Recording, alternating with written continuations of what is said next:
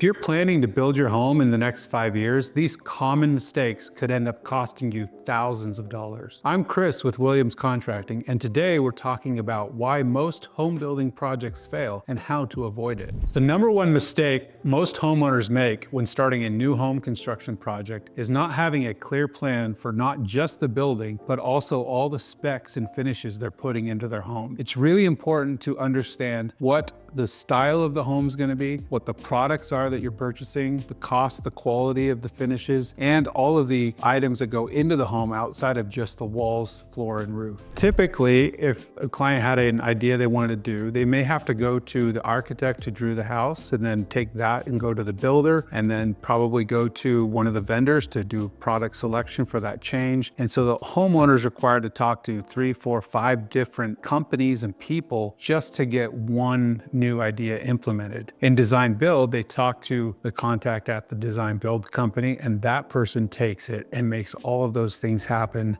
for the client, bringing them back a single solution or really clear answer. Because of all the normal problems that go along with home building, design build offers a tremendous solution in terms of the pre-planning process, the decision-making, and the construction process for a home build being done by one team. The details that have to be worked through are done within that team with the homeowner's involvement, and the responsibility to execute falls to one team of people as opposed to multiple companies. So with design build, you have designers, builders, administration, budgeting is all done by one team in-house versus a typical, you have the builder, you have them trying to produce a budget, but the owner's left to go make selections and try to fit in budget, talking to various salespeople from different industries. All of the decisions that have to be made that affect the budget are made by the design build team with the client. And these also affect the overall timing of the build. So if you have to order something early to keep the project on pace, the design build team is there to make sure the owner's aware of that and that order's placed. It really does remove a lot of stress from the client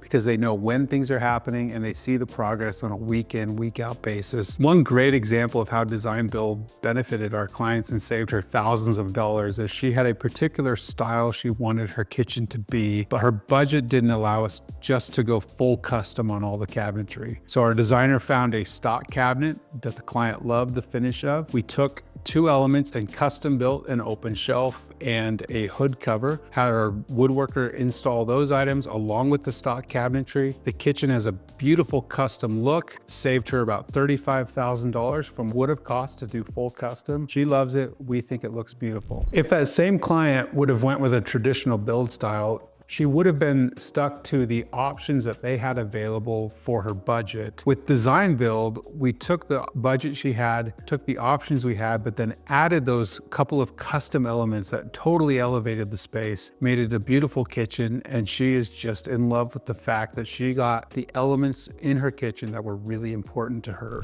If my son came to me and said, "Dad, what do I do to avoid common pitfalls that people have when they're building a new home?" I would tell him it's really important to get to know the builder you're working with and understand their process of decision-making and budgeting and planning so that you know what's going on.